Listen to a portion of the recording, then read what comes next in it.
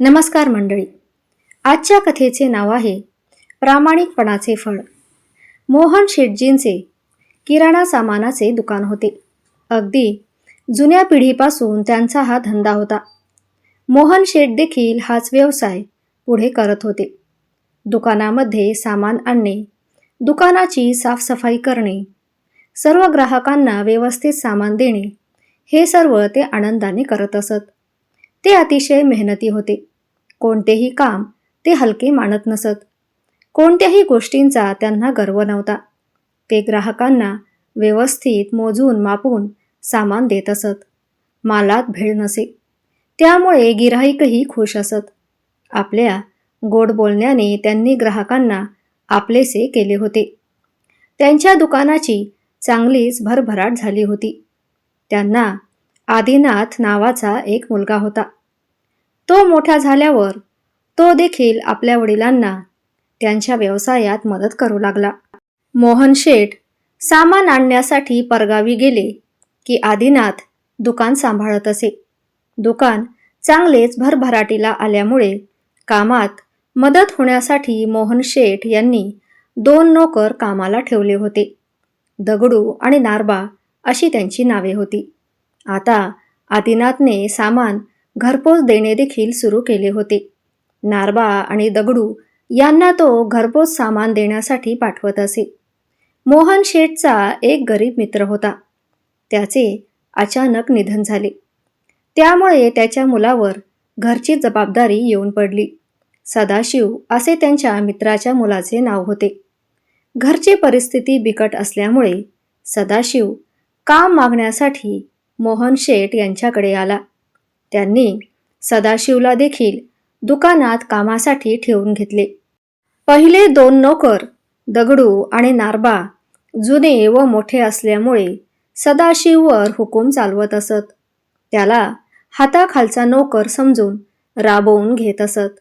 सर्व कामे त्याच्याकडून करून घेत असत व स्वतः आराम करत असत. मालक असले की कामाचे नाटक करत. परंतु सदाशिव अतिशय मेहनती होता. त्याने कधीही मोहन शेठकडे नारबा आणि दगडूची तक्रार केली नाही. सदाशिवची विश्वासू वृत्ती आणि कामसूपणा यामुळे लवकरच तो शेठजींच्या मर्जीतला झाला होता. आणि हे नारबा आणि दगडूला आवडले नाही. दगडू आणि नारबा मोहन शेठ दुकानात नसले की ग्राहकांना कमी वजन देणे, जास्त भाव सांगून पैसे घेणे आणि दुकानातल्या वस्तू पळवून नेणे असे उद्योग करत असत. सदाशिवने त्यांच्या पिशवीमध्ये बिस्किटचे पुडे, चहाच्या पुड्या, साबण अशा वस्तू ठेवताना देखील पाहिले होते. परंतु मालकांना सांगून उधारीवर सामान घेतलं असेल असे त्याला वाटल्याने त्याने कधीही या गोष्टी मोहन शेठ यांना सांगितल्या नाहीत. काही वेळा ग्राहकांकडून तक्रारी आल्या तेव्हा मोहन शेठ यांनी दगडूला त्याबद्दल विचारले आणि पुन्हा असे झाले तर नोकरीवरून काढून टाकेन असे सांगितले आणि त्यांना समज देऊन पुन्हा कामावर जाण्यास सांगितले. परंतु दगडू आणि नारबाला वाटले की सदाशिवने मालकाजवळ आपली चहाडी केली असणार. तेव्हा आता सदाशिवला नोकरीवरून काढण्यासाठी त्या दोघांनीही बेत आखला. दुपारी नारबा आणि दगडू सदाशिवला अगोदर जेवायला सांगत असत आणि मग नंतर ते दोघेही जेवत असत. म्हणजे पुन्हा गिऱ्हाईक आले तर सदाशिव द्यायला मोकळा असे. एक दिवस दुपारच्या वेळी सदाशिवचे जेवण झाले होते. तेवढ्यात एक ग्राहक आले आणि त्याने 2 ढेपा गुळाच्या मागितल्या. सदाशिवने वजन करून त्यांना दिल्या. ग्राहक मोहन शेठला म्हणाला, घर थोडं लांब असल्यामुळे तुम्ही तुमचा नोकर बरोबर दिला तर बरं होईल. मी त्याची हमाली देखील देईल. मोहन शेठने सदाशिवला त्यांच्याबरोबर गुळाच्या ढेपा घेऊन जायला सांगितले. मोहन शेठ देखील जेवण करण्यासाठी घरी गेले. दुकानामध्ये आता फक्त नारबा आणि दगडूच होते आणि हीच संधी साधून नारबा आणि दगडूने सदाशिवच्या पिशवीमध्ये साबण, बिस्किटचे पुडे, साखर, चहा पावडर अशा काही गोष्टी भरून ठेवल्या आणि थोड्या वेळानंतर जेवण करून आल्यानंतर त्यांनी मोहन शेठला सांगितलं, तुम्ही सदाशिवची पिशवी बघा. त्यांनी पिशवीमध्ये सामान घेतले आहे. तो दुकानामध्ये चोरी करतो. मोहन शेठने सदाशिवची पिशवी पाहिली. त्यांना अतिशय दुःख झाले. तेवढ्यात गुळाची ढेप देऊन सदाशिव दुकानामध्ये आला. त्याला पाहताच मोहन शेठ त्याच्यावर ओरडले.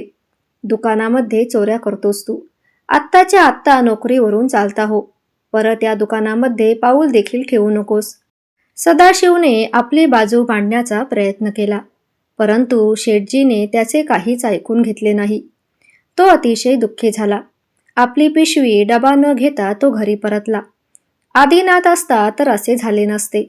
आदिनाथ बाहेर गावावरून येण्यापूर्वी हे दोघे नोकर मालकांना नक्की गंडवणार हे त्याने ओळखले होते.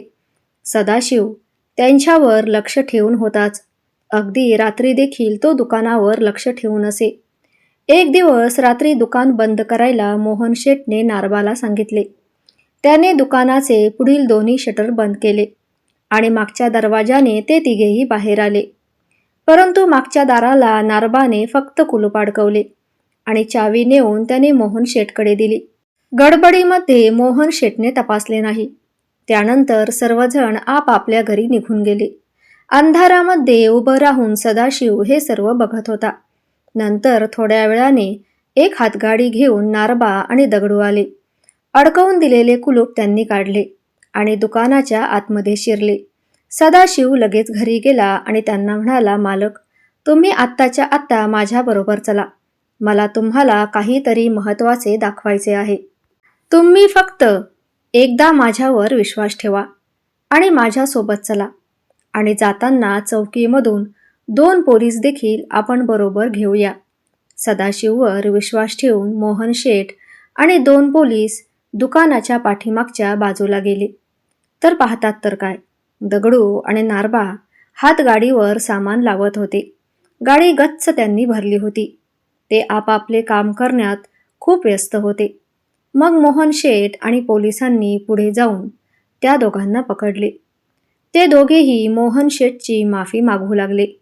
मोहन शेठ म्हणाले, मी तुमच्यावर विश्वास ठेवून तुम्हाला कामाला ठेवले होते आणि तुम्ही माझ्यावरच उलटलात. तुम्हाला माफी नाही. पोलीस साहेब, या दोघांनाही घेऊन जा आणि चोरीच्या आरोपाखाली या दोघांनाही मोठी शिक्षा झाली पाहिजे. पोलीस नारबा आणि दगडूला पकडून पोलीस स्टेशनला घेऊन गेले.